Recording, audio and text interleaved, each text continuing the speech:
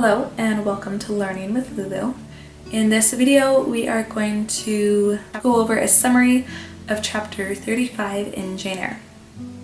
So in the previous chapter, chapter 34, St. John asked Jane to marry him purely just to be a missionary wife in India with him.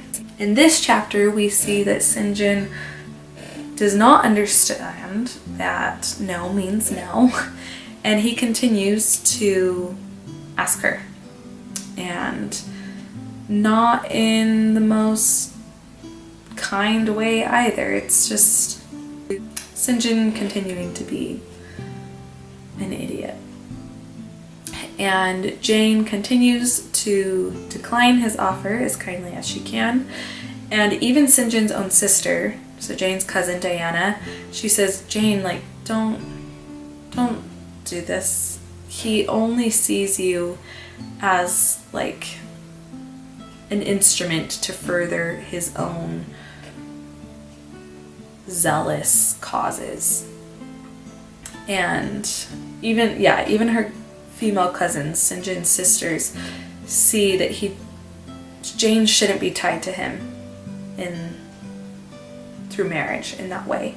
And Diana's not even saying just don't marry him and go to India. She's just saying just don't go at all. Just don't go be a missionary. Don't do that. And then one night I want to say they're about to have dinner, and St. John gives this prayer. And in the prayer he prays for Jane. And he's very much using his skills as an orator, and his speech is very engaging and moving to the point where Jane is almost like, oh wow, well, should I go? Is this a duty to God? But thank goodness in that moment Jane hears what she believes is Mr. Rochester calling out for her.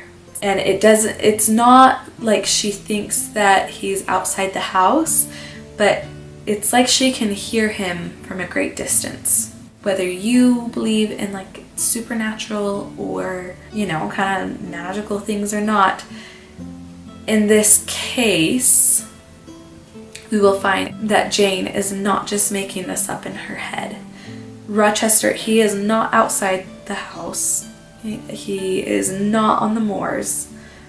But Jane hears his voice call out her name.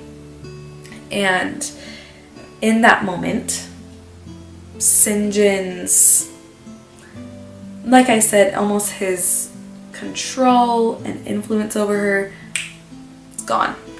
And it's almost like she's woken up to the reality of what she authentically wants, who she authentically wants to be, and what kind of life she really deserves. So that's chapter 35 in Jane Eyre. So essentially, St. John continues to ask her to marry him. She continues to say no. Then he, in a very pious way, starts to pray. It's almost kind of being like, God can see that you're declining me this, praying for her. And Jane has a brief moment of oh, maybe I will just accept his offer. But then she hears Rochester's voice calling for her. St. John's spell over her essentially is snapped, and she has her focus awakened to pursuing what she wants in life and in love. So, chapter 35, share the video, like it, subscribe, and come back for more content. Thanks for watching. Bye.